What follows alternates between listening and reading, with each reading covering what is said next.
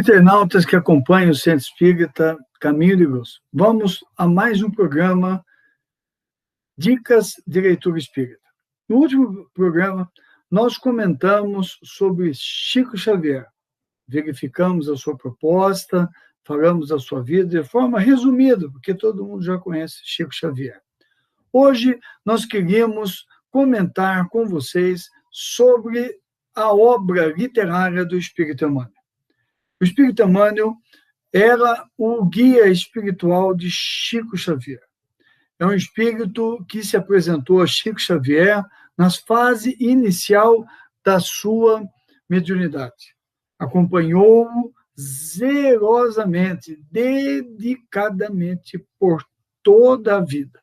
Esteve com ele em todos os momentos, orientou o seu trabalho, organizou a metodologia do trabalho de Chico e organizou as obras, as mais de 400 obras que Chico psicografou. Coordenou pessoalmente todo o trabalho. E, além de um grande amigo, de um grande companheiro, foi, na verdade, um mestre para Chico Xavier. Por conhecê-lo profundamente, pôde moldar o perfil de Chico Xavier para que estivesse concorde com as propostas do trabalho.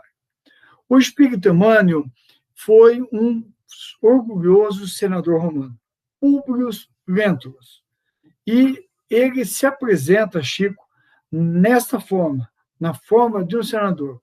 Chico dizia que Emmanuel era um espírito muito sério, fechado, não gostava de muitas brincadeiras e não se abria sempre em risos, mas tinha um humor muito fino e muito interessante.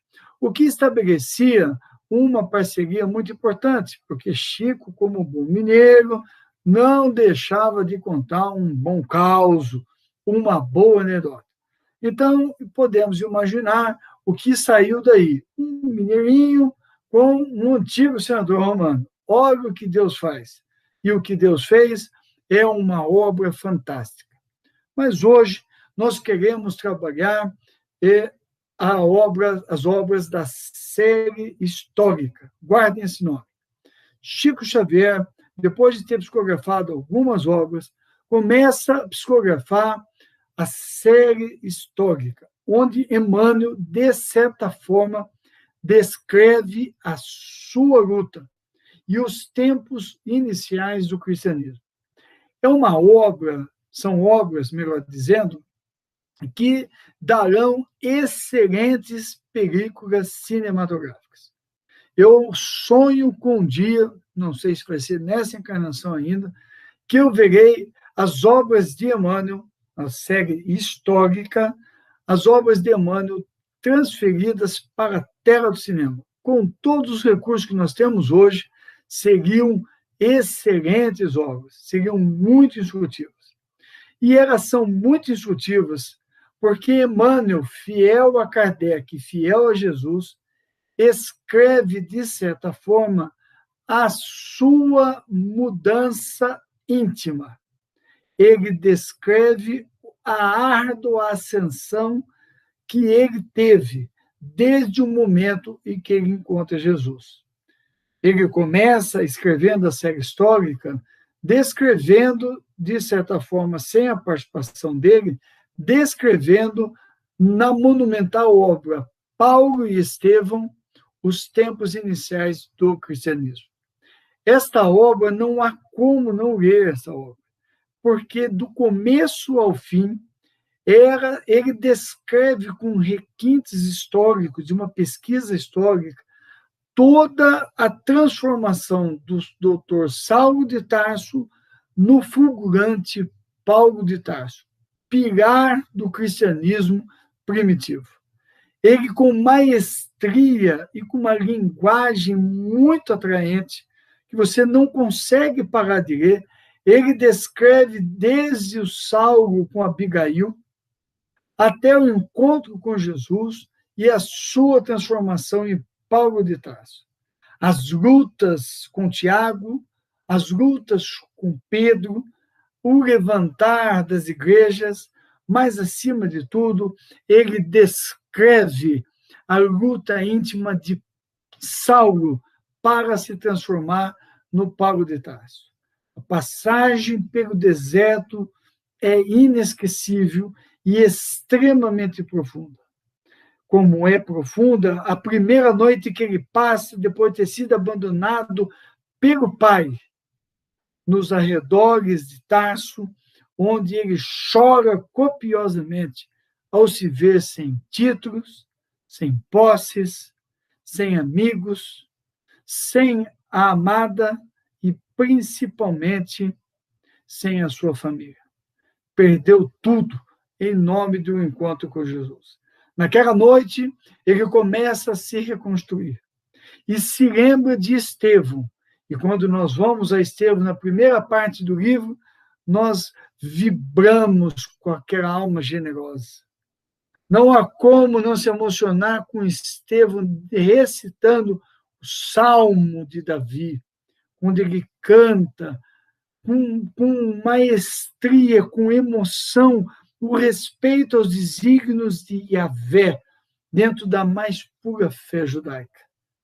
Nos convida à reflexão. E à medida que o livro vai avançando, nós vamos vendo a transmutação de Paulo no legítimo servidor de Jesus. E Emmanuel descreve o seu encontro com Paulo de Tarso, mostrando que ele, senador orgulhoso, chegando em Roma, para conversar com aquele de quem ele havia ouvido falar tantas coisas. É um livro empolgante, envolvente, contagiante, que a gente não quer parar de ler.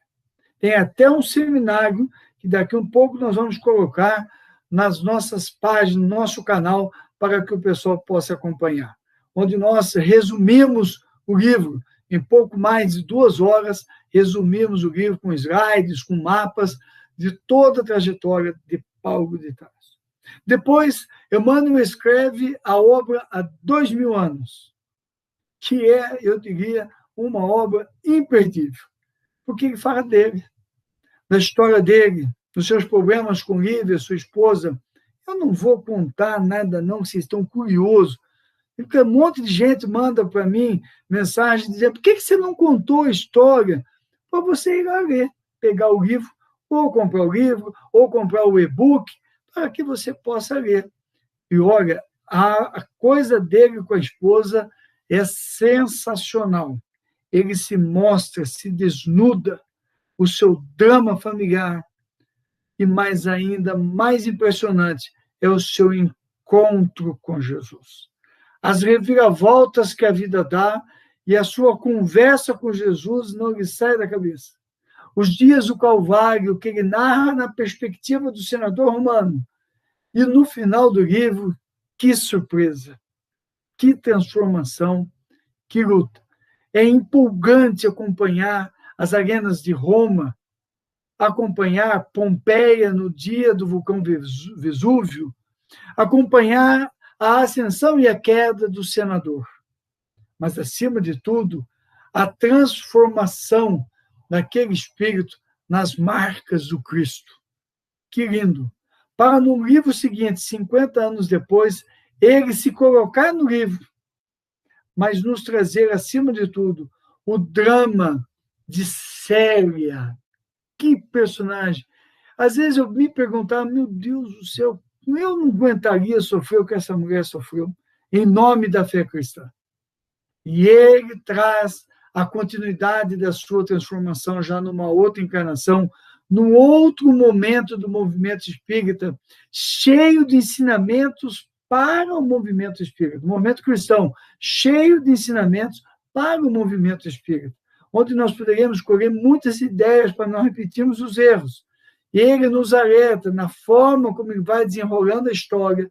Emmanuel vai nos dando dica daquilo que foi equívoco e que nós não deveríamos repetir. Uma história imperdível. Depois, ele nos leva para o século III, com Ave Cristo, o auge da perseguição aos cristãos. E ele coloca a história centrada em Lyon, na Gália francesa, ou na Gália transalpina, como gostam alguns. E lá ele trabalha a história que ele participa como filósofo, mas um homem do povo que cria, adota uma moça de nome Lívia, e aí tem todo desenrolar de uma história que ele participa. Mostra as lutas da perseguição dos cristãos. E, de novo, ele aparece Emmanuel se transformando. Quem vai lendo as obras na sequência e guarda, anota a mudança do perfil psicológico de Públio Lentulus, o senador, vai entendendo como é a nossa história e vai tirando ensinamento para as nossas lutas pessoais. E a história toda envolvente, vai de Lyon, vai para a Grécia, vai para Chipre, e cruza o mar Mediterrâneo, e ele descreve as cidades da época, a cultura. Ele é muito, muito inteligente, ele é muito persuasivo no escrever. Então, a gente, de repente, se vê desembarcando na ilha de Chipre, ou se vê navegando nas águas do mar Mediterrâneo, ou, de repente, a gente se vê andando pelas ruas de Roma. Tamanho é a facilidade com que Emmanuel escreve. Um espírito milenar, extremamente culto e disciplinado. Então, quando nós viajamos por essas páginas de Ave Cristo, nós vamos vendo a dor como a marca dos cristãos primitivos. Uma dor que pode ser comparada à nossa dor de hoje. A dor que nós estamos lutando, talvez, para não sentir, mas que o Cristo precisa que a gente sinta. Pois que as arenas de Roma estão por aí, pelas ruas das nossas cidades. Estamos sendo, nós, os espíritas e os cristãos de hoje, submetidos ao mesmo martírio. Ele só está começando. Então, ali nós vamos tirando ensinamento para entender como os cristãos primitivos, em cima de pouca informação de Jesus, reagiam magistralmente bem às propostas de Jesus. Conseguiam entender o que Jesus queria dizer, o que Jesus queria mostrar. Para depois, dentro dessa série histórica, ele trazer a obra que vai fechando toda essa série, Renúncia, que aí já passa no século XVI, século XVII. Aqui ele traz a dolorosa história do espírito Alcione, que vem lá dos planetas mais evoluídos, se embosca no corpo físico na Terra, apesar do seu orientador ter dito, não vai, não participe. E ela vem em nome do amor por Carlos, ela vem para ajudá-lo na sua redenção. E ela sofre, como Alcione sofre, mas como nos dá o exemplo. E o senador Públio Lentulus, Emmanuel, acompanha tudo isso na figura de Padre Damiano, que nos mostra toda a importância da fé, nos mostra, nos orienta a Alcione, participa do seu drama e nos traz mais uma mostra do que realmente é a fé cristã, dos meandros da fé, da confiança em Jesus, da confiança em Deus. Muito importante para nós no momento que nós estamos vivendo hoje. É uma série, como eu disse, inesquecível. Paulo Estevão, há 2000 anos, 50 anos depois, Ave Cristo e Renúncia. 5 obras que compõem a chamada série histórica trazida pelo Espírito Emmanuel. Não perca essa chance. Leia. Se possível, estude. Na verdade, eu vou dar um outro conselho. Leia primeiro. Pega o livro e sai lendo, porque é tão empolgante que realmente não dá para ficar anotando. A gente quer saber o que vai acontecer depois. Qual é o próximo capítulo? E daí, o que aconteceu com ela? O que ela fez? Então, leia. Depois, leia de novo, mas daí estudando. E, se for possível, uma terceira vez, leia estudando e refletindo. E aí nós vamos ver o tamanho dessa obra, o tamanho dessa proposta do Espírito Emmanuel. Faça isso. São obras inesquecíveis, nem sempre consideradas, mas fundamentais para o momento que nós estamos vivendo agora, para que nós possamos nos situar como os cristãos redivivos, os espíritas, os trabalhadores da última hora. Para dar uma olhadinha. Jesus conosco sempre. Muita paz.